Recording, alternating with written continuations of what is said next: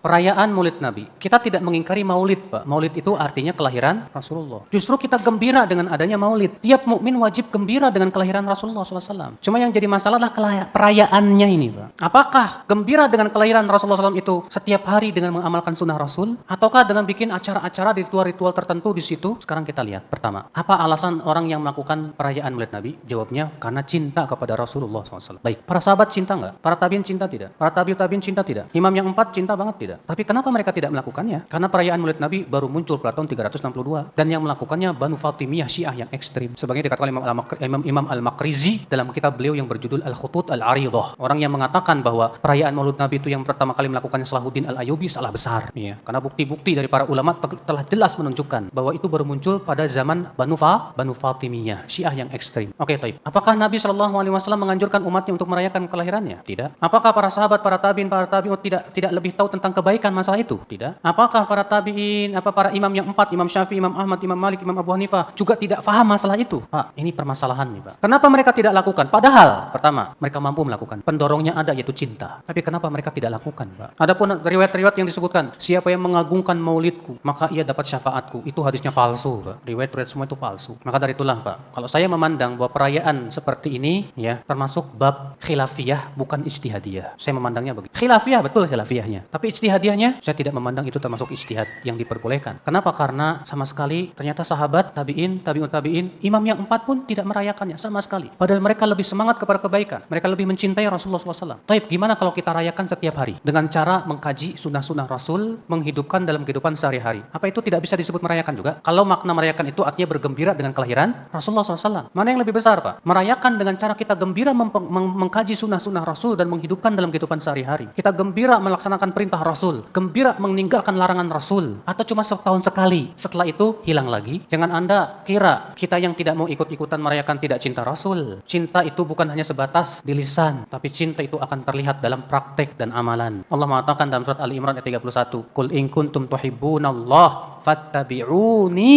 yuhibbukumullah wa yaghfir lakum dzunubakum." Katakan, jika kalian memang mencintai Allah, ikuti aku. Tuh lihat, cinta itu dengan cara apa? Ngikuti.